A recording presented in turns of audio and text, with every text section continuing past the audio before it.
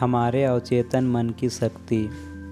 आपका चेतन मन यानी कॉन्शियस माइंड जिस भी बात को स्वीकार करता है और उसके सच होने पर भरोसा करता है, आपका अवचेतन मन सबकॉन्शियस माइंड उसे स्वीकार कर लेगा और हकीकत में बदल देता है।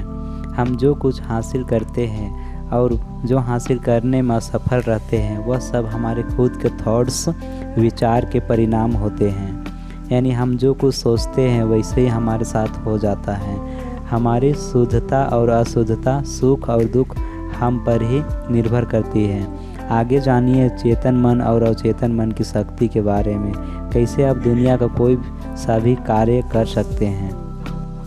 उन्हें कोई दूसरा नहीं बल्कि हम ही बदल सकते हैं। हमारी सारी खुशी और दुख का स्रोत हमारे भीतर है। जैसे हम सोचते हैं वैसे ही हम होते हैं। जैसे हम वर्तमान में सोचेंगे, भविष्य में हम वैसे ही बनेंगे। कुछ चीज़ें ऐसी होती है जिसे आप नहीं बदल सकते, जैसे ग्रहों की गति, मौसम का परिवर्तन, समुद्र का ज्वार भाटा या सूर्य का उदय व अस्त होना।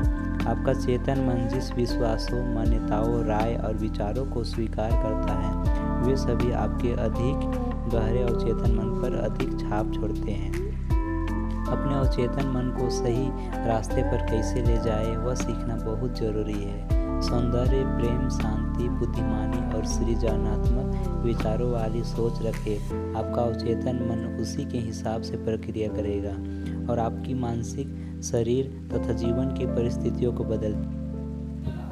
मनोवैज्ञानिक और मनोविश्लेषण बताते हैं कि जब विचार आपके अवचेतन मन तक पहुंचते हैं तो वे मस्तिष्क की कोशिकाओं पर अपनी छाप छोड़ देते हैं। आपका अवचेतन मन गीली मिट्टी की तरह होता है। यह किसी भी तरह के अच्छे या बुरे विचार को स्वीकार कर उसी आकार में ढल जाता है। आपके विचार सक्रिय होते हैं, उन्हें वे बीज मान ले जो आप अपने अवचेतन मन की मिट्टी में बोते हैं। नकारात्मक यानी नेगेटिव, विनाशकारी विचार आपके अवचेतन मन में नकारात्मक ढंग से काम करते हैं। निश्चित रूप से समय आने पर आपको उनके अनुरूप ही फल मिलेगी।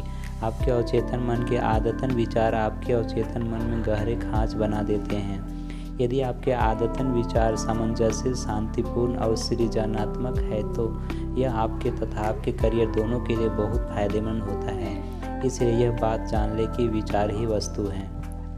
आप मन में जो महसूस करते हैं उसे ही अपनी ओर आकर्षित करते हैं। आप जिसकी कल्पना करते हैं वही बन जाते हैं। यदि आप ऐसा कर लेते हैं तो इसके बाद आपके जीवन में चमत्कार होने लगेंगे। आप जहाज के कप्तान हैं, आप आदेश दे रहे हैं और आपका अवचेतन मन आपके आदेश की छाप को ग्रहण करके इसे साकार कर देगा, चाहे यह सत्य हो या नहीं। जैसे हमने बताया है, इसलिए सिर्फ उन्हीं चीज़ों को स्वीकार करें जिसे आप वास्तव में साकार देखना चाहते हैं। यानी सिर्फ उन्हीं चीज़ों के बारे में सोचें जिनको आप भविष्य में करना चाहते हैं। आपको यह एहसास करना होगा कि आपका चेतन मन दरवाजे पर खड़े पहरेदार की तरह है। इसका मुख्य कार्य है आपके अवचेतन मन को झूठी छवियों से बचाना।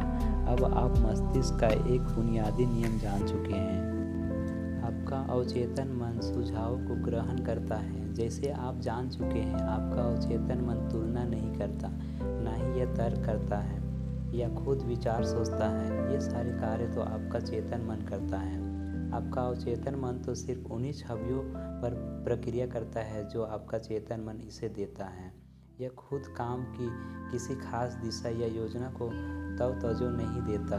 याद रखें, चेतन मन की इच्छा के विरुद्ध कोई सुझाव अवचेतन मन पर हावी नहीं हो सकता। आपके चेतन मन किसी भी झूठे या नकारात्मक सुझाव को ठुकराने की शक्ति होती है। आपको यह सुनिश्चित कर लेना चाहिए कि आप अपने अवचेतन मन तक सिर्फ वही सुझाव पहुंचा दें जो हर महीने में उनका उपचार करते हो, वरदान होते हो, आपको उच्च स्तर पर ले जाते हो और प्रेरित करते हो। यह कभी ना भूलें कि आपका अवचेतन मन आपकी हर बात पर विश्वास करता है। यह 100% आपकी बात मानता है। यदि आप यह कहते रहेंगे कि मुझे यह प्रमोशन नहीं मिल सकता, मैं आपकी आजीविका नहीं चला सकता, तो आपका अवचेतन मन ऐसी परिस्थिति बना देगा जो आप सचमुच ऐसा नहीं कर पाएंगे। आपके अवचेतन मन पर दूसरों के विचारों का भी असर पड़ता है। बचपन से ही हमने अधिकतर लोगों को बहुत से नकारात्मक सुझाव दिए जाते हैं। नकारात्मक सुझाव यानी कि नेगेटिव सजेशन की वजह से मानसिक प्रक्रिया की बहुत सी बुरी आदत बन सकती है, जिसका परिणाम युद्ध, दुख, कष्ट, धार्मिक व जातीय पूर्वाग्रह और तबाही होता है।